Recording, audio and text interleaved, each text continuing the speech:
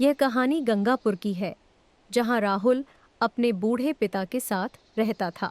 बाबूजी 50 रुपए हैं। तुमने अभी सुबह ही तो 1000 रुपए लिए थे, अब फिर से मांग रहे हो। बाबूजी, अब शर्मा साहब आ गए हैं, उन्हें भी कॉफी पिलानी पड़ेगी। सुबह के 1000 रुपए सुबह के दोस्तों पर खर्च हो गए। बुजुर्ग ने पैसे दिए और दोनों दोस्त कॉफी की दुकान की तरफ चल पड़े।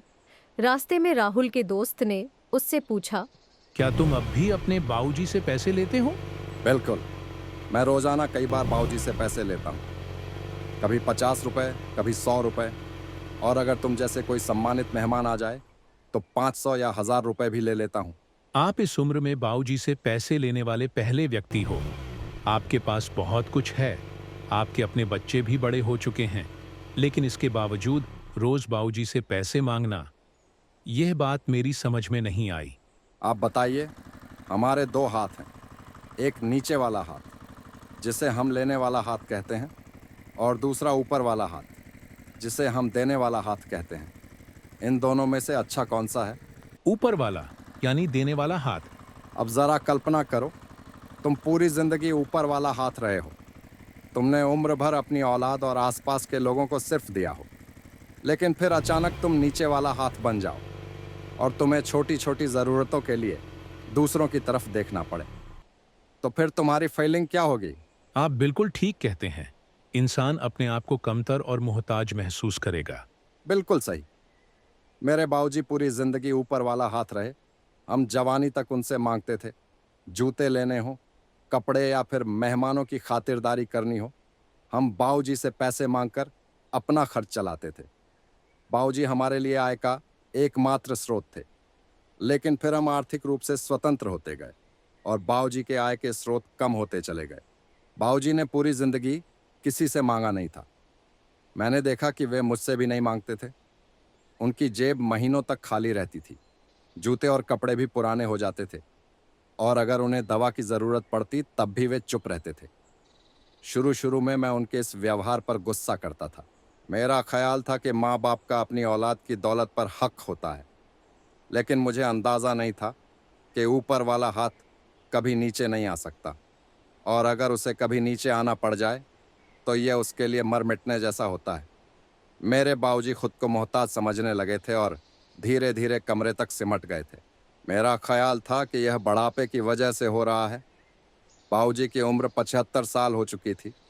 वे अलील भी रहने लगे थे, इसलिए वे सक्रिय जीवन से दूर हो रहे थे। लेकिन फिर मेरे साथ एक अजीब वाकया पेश आया। मेरा बेटा 17 साल का था। उसने अचानक मुझसे पैसे लेना बंद कर दिया। मैंने तहकीक की तो पता चला कि वह पढ़ाई के साथ साथ ऑनलाइन काम करता है, और इससे उसे अच्छी खासी आमदनी हो जाती है। इसीलिए अब उसे जेब खर्च की ज़रूरत नहीं रहती, बल्कि वह अब अपनी माँ और बहनों को भी पैसे देने लगा। आप यकीन करें शर्मा साहब, मुझे बहुत बुरा लगा और मैं खुद को गैर ज़रूरी और मोहताज महसूस करने लगा। तभी मुझे एहसास हुआ कि जब ऊपर वाला हाथ नीचे वाला बनता है तो उसे कितनी तकलीफ होती है। उसी वक्त मुझे अपने बाबूजी की तकलीफ का अंदाज़ा हुआ। मैं सीधा उनके पास गया और बचपन की तरह पूछा, बाबूजी, क्या आपके पास 50 रुपए हैं? मेरे बाबूजी उस समय उदास बैठे थे।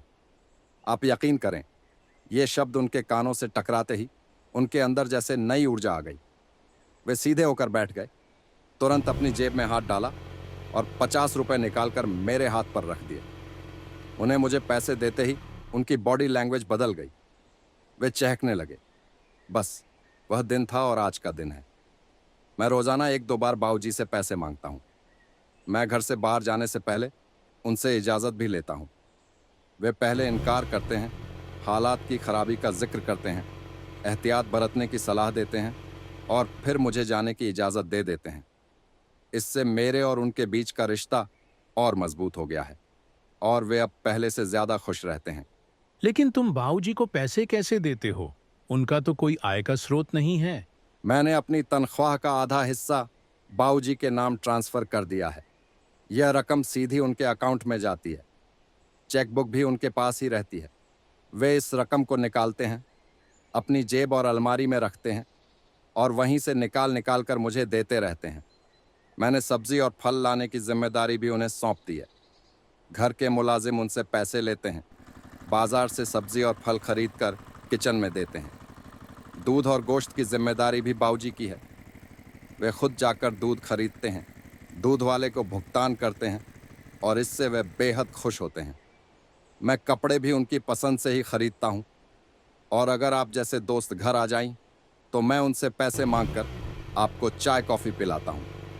इससे बाबूजी की सेहत भी बेहतर हो गई है और हमारे आपसी रिश्ते भी पहले से मजबूत हो गए हैं। आप ये भी देखें कि आपको ये हकीकत तब पता चली जब आपका अपना बेटा खुद मुख्तार हुआ और आपने खुद को नीचे वाला हाथ महसूस किया। हम सबकी यही ट्रेजेडी है। हमें जिंदगी की हकीकतों का एहसास तब होता है जब वही वक्त हम पर गुजरता है। फिर वे दोनों दोस्त कॉफी शॉप पर पहुंचते हैं और कॉफी पीकर खुशी खुशी अपने अपने घर चले जाते हैं।